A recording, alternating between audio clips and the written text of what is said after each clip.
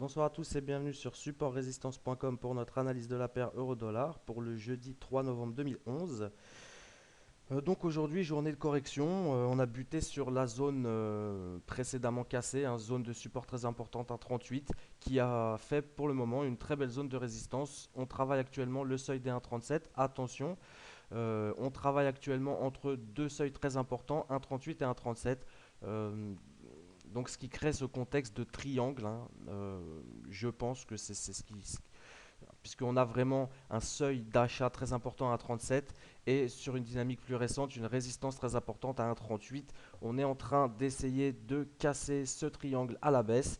Donc pour moi, le seuil qui pourrait être gênant pour poursuivre cette dynamique baissière, ça va être 1,37.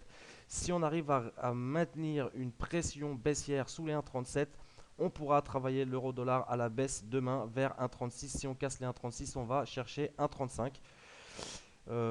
Si par contre les 1,37 tiennent, attention, c'est une zone très très importante, hein. On se rappelle de la zone ici 1,38, zone très importante sur l'euro-dollar, hein, testée à de nombreuses reprises, qui a fait résistance puis support, hein, et encore aujourd'hui résistance. Mais attention, 1,37 c'est également une zone très remarquable sur l'euro-dollar et il n'est pas impossible que les acheteurs reprennent la main sur ces niveaux.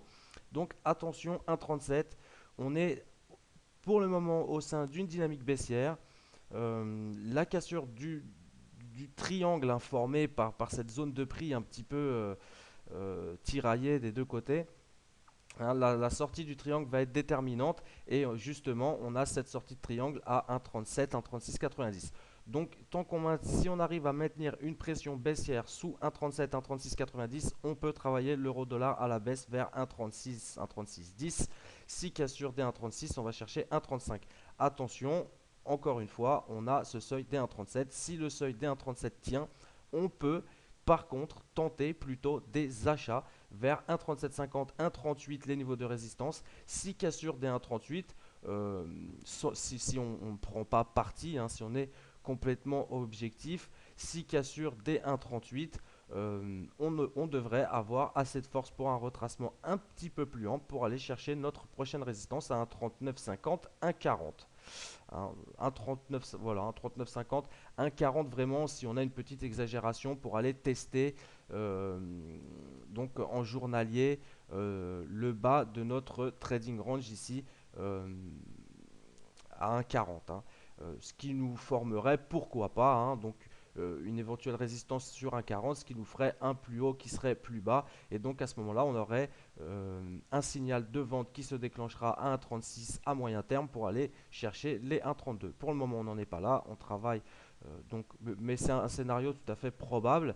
Et donc, euh, pour travailler, hein, éventuellement ce scénario, on va surveiller demain la zone des 1,37. Si on travaille au-dessus de la zone des 1,37, on va plutôt chercher des achats vers 1,3750, 1,38. Si cassure des 1,38, on ira chercher 1,3850, 1,39, 1,3950 et 1,40.